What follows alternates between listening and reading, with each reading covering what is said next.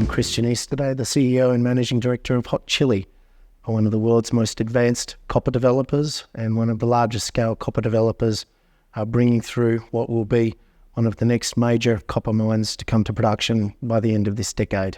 Christian, good to see you. Welcome to see you, Matt. Welcome to the US. Yeah. I'm a local. I think we're both foreigners. Hey, you're at the conference. You're one of the few smiling faces here. Things are going well. Share price is going well. What are you telling people? Well, as you said, at a conference like this where it's generally gold dominated, it's interesting for a large copper developer to be here. And by the look of our schedule of meetings, we've been run off our feet every day. So certainly a lot of interest in copper and where that thematic is going. From who?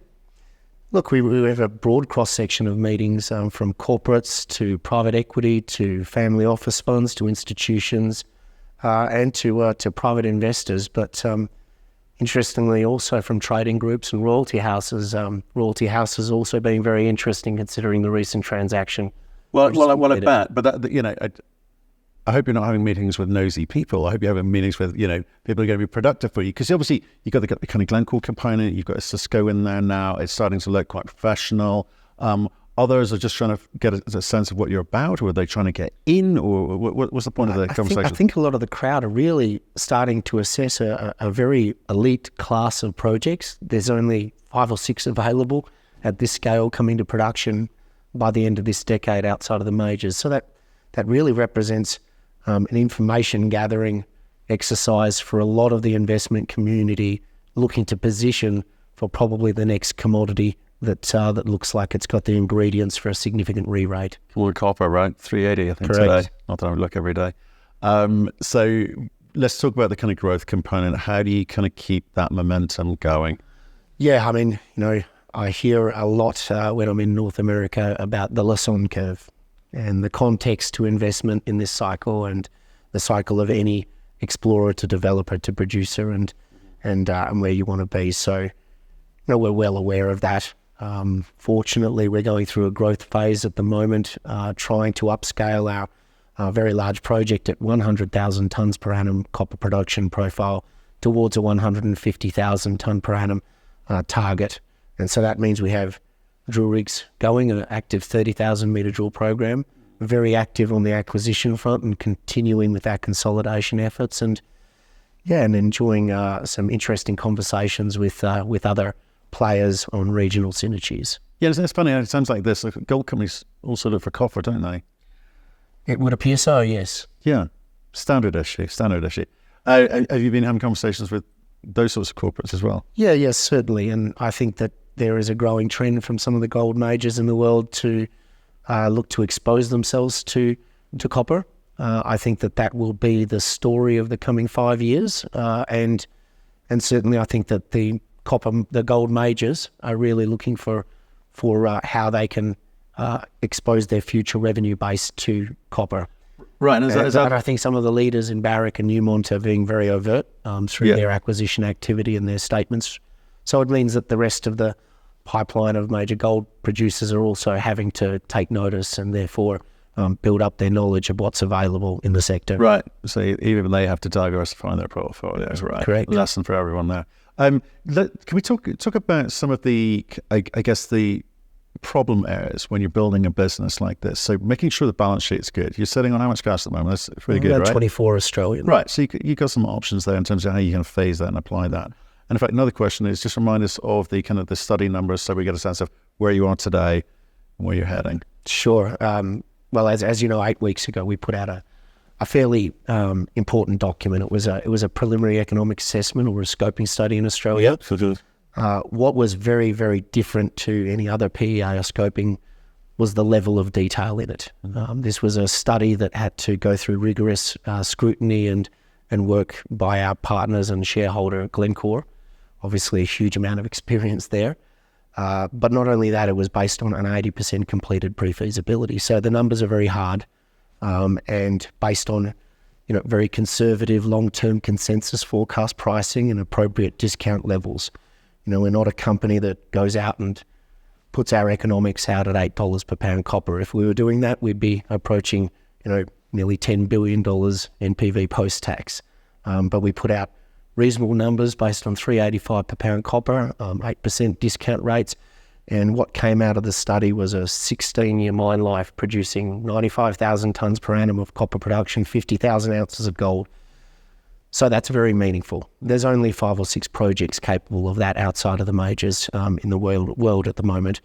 But most importantly, the low elevation aspect of the project and the fact that our ore bodies can be processed with salt water have now finally given us the lowest capital intensity number in the development pipeline. We have a $1 billion project to build that should be about a $2 billion US project to build. And that's a huge strategic advantage in what we're doing. Right, okay. Actually, one of the little numbers that you put in the presentation, which I quite liked, it was, but the NPV rises 100 million for every 10 cents, that the copper price moves above 385, I think it was, something like that. Looking out to the demand numbers and what is not coming from the supply side is interesting times ahead for you. Yeah, for sure. Exactly, Matt. And you touched on pretty much the heart of the centre of our strategy at Hot Chili. Right now, we are the largest copper play or copper equity in the Australian market. We have lost Oz Minerals. We're about to lose Newcrest. We have BHP Billiton. And the Australian market has now the largest producer, which will be Sandfire, at around 85,000 tonnes per annum of copper production. It's a long way down until you get to 29 metals and then the very small players in the copper sector. And Hot Chili is the only company holding a project capable of 100,000 tonne per annum copper supply. So we have a major exposure to the copper price. And as you said, whether it's a 10-cent lift in copper price above 385, or as we say in our deck, 50% lift in copper price triples NPV, brings the post-tax NPV to 3.3 billion US. You convert that to Australian, you apply a 0.25 multiple on that post-tax NPV, and you come up with an $11 share price for Hot Chili. A 50% increase in the copper price is something that is probably in time going to be considered a very conservative statement. So we look at our business in the context of the cycle and in the context of the other commodities that have re-rated dramatically when inelastic qualities where you have very little supply, long lead times, large capex projects in a sector such as iron ore or lithium meets a demand shift. And what we see in copper is what we've seen in iron ore and what we've seen in lithium. You could have invested in any lithium stock and made 10 times your money because the commodity price went 10 times. Or you could have invested in the largest lithium stock with the largest resource and the largest potential lithium production, i.e. Pilbara Minerals, and you could have made 45, 50 times. Or in iron ore's case, an Andrew Forrest and FMG.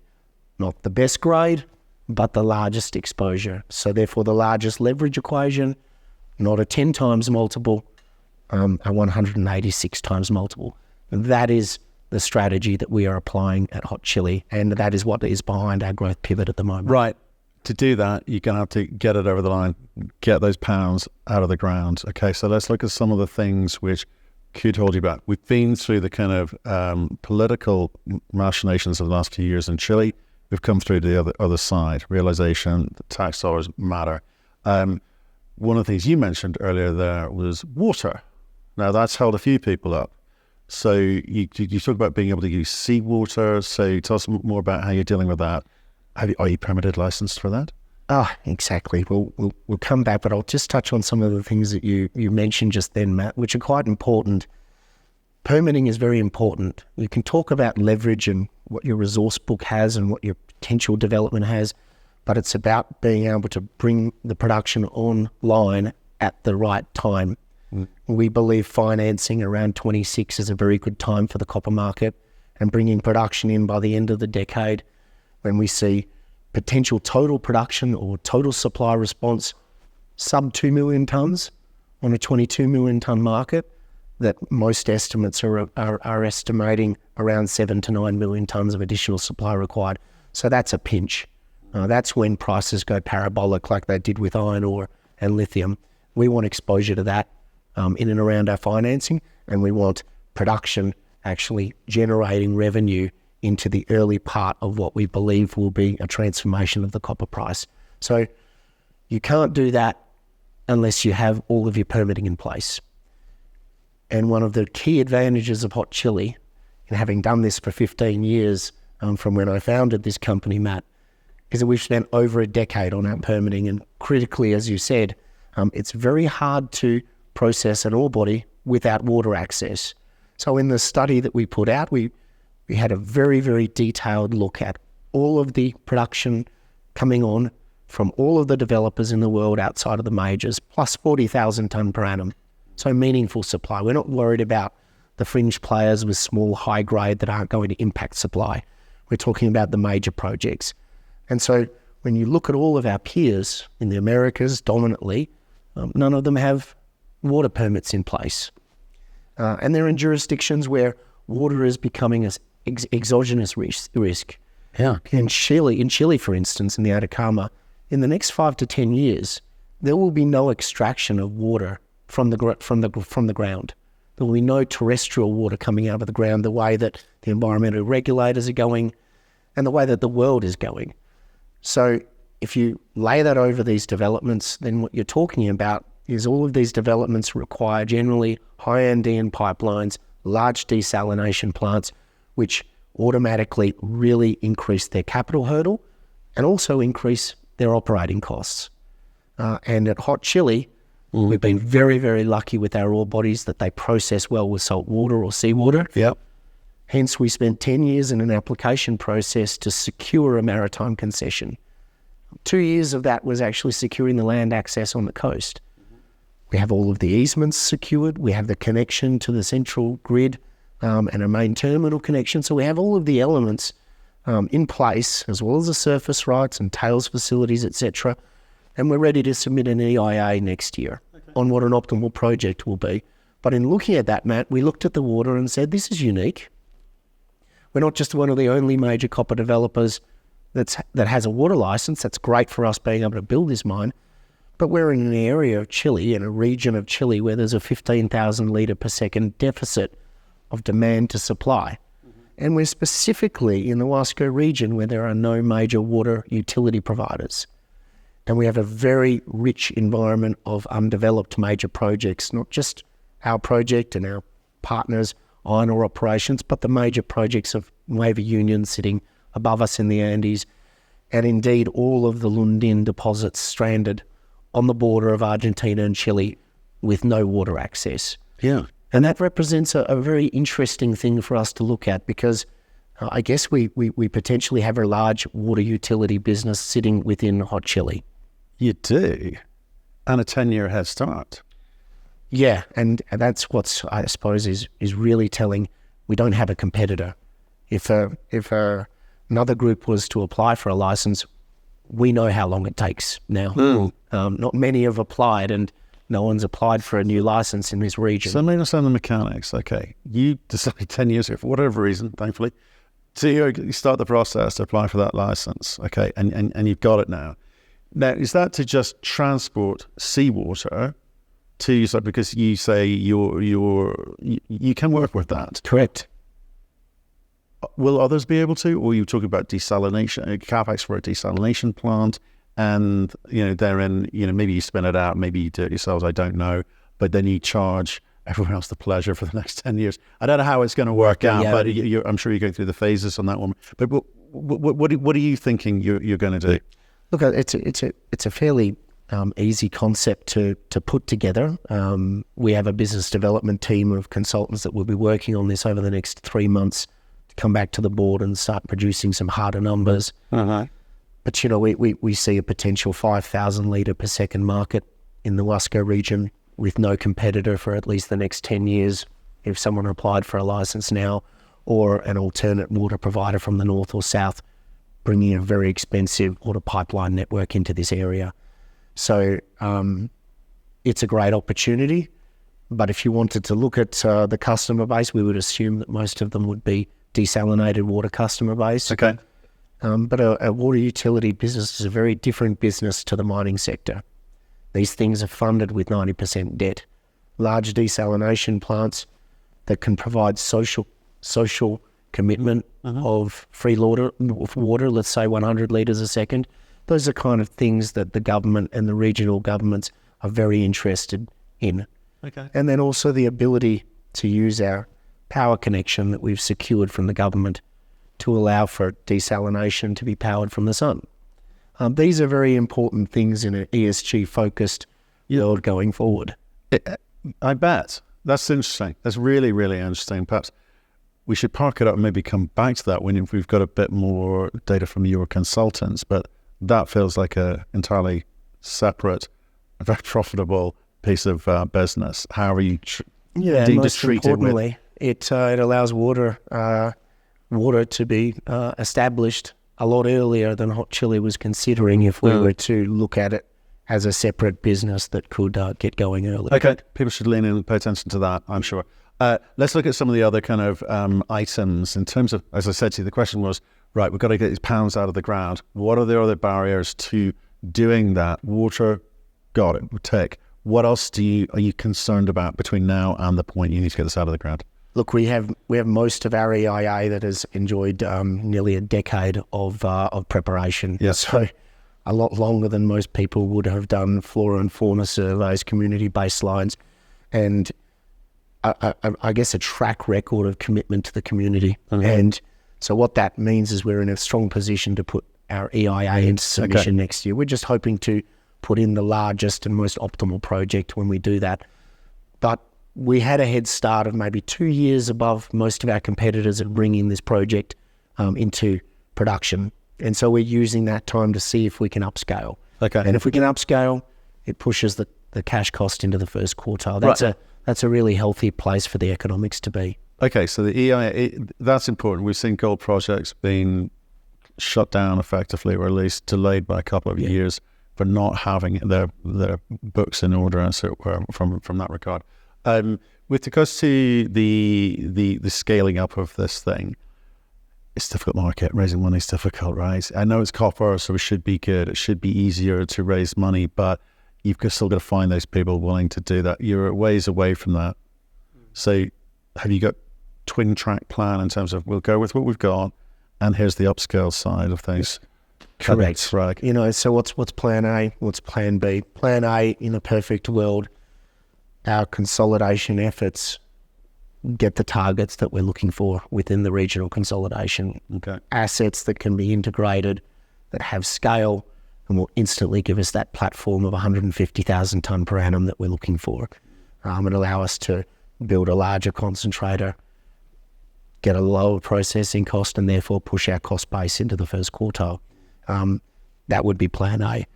If we aren't able to achieve that, we will be putting in the project that we have at the moment, which is one of only a handful of projects of that scale, and we'll be submitting our EIA and expecting around a 2-year time frame for approval, which means we'll be positioned very well in 2026 with the financing investment decision, a 2-year time frame to complete our bankable feasibility, and most importantly, timing that looks very good in the copper market.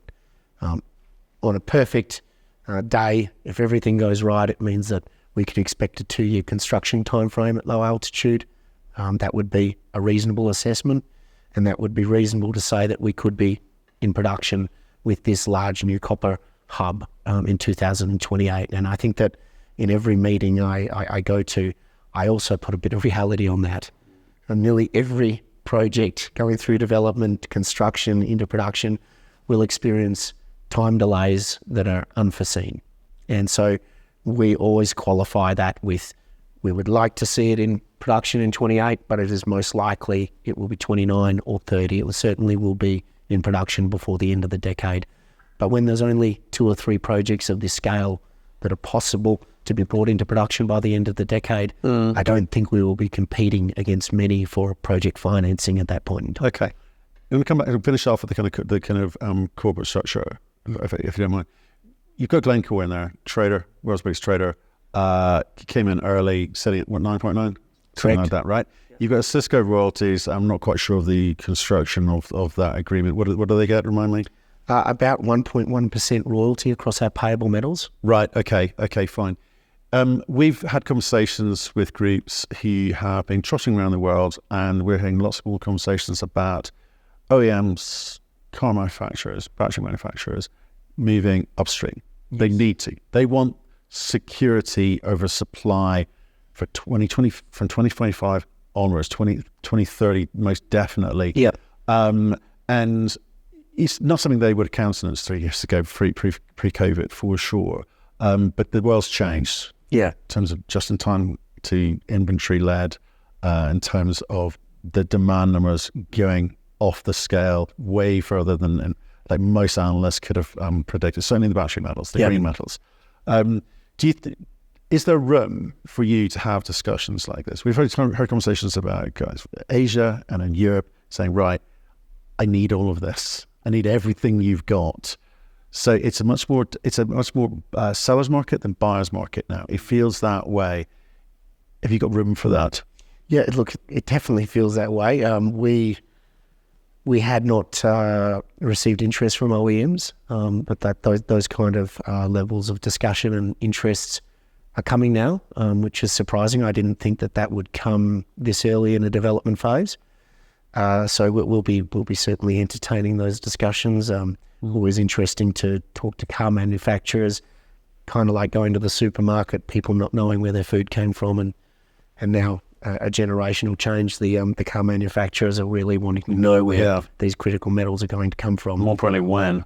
Yeah, exactly. I mean, we are very focused on our traditional optionality that we have. We have obviously offtake rights available. The Glencore offtake agreement that we have is only on 60% of our offtake just for the first 8 years at benchmark terms.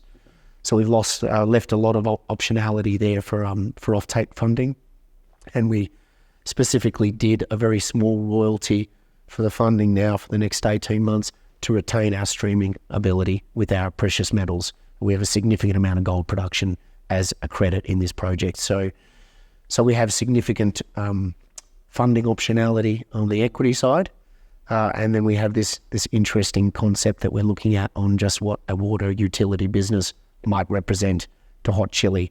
I mean, it's entirely possible when you run the numbers. They are a bit ridiculous, but when you run the numbers, you potentially have Hot Chili not having to issue any equity to build this project. Well, and that's a pretty saying numbers feat. In my head when you're talking, and it kind of feels like this is the best example of alternative financing I've heard this week. Yeah, I mean, to be very honest, our minds really got moving when we looked at the structure of the Osisko group and how clever the Osisko guys were to turn a discovery into a fantastic royalty on what's now the largest gold mine in Canada that has generated a huge cash flow into the Osisko group and allowed them to create multiple companies from that one asset. The story in Australia is very similar. The original Macquarie coin, we ran out of currency, we didn't have enough, and Governor Macquarie just punched a hole in the same coin and doubled the amount of currency available. So that concept is not new, but it's something that Hot Chili is very much looking to emulate. Good man. Appreciate the updates. Sounds like it's moving forward. The growth component's still there. That's what we want to hear. Yeah, no, it's exciting times. Good man. Thank you.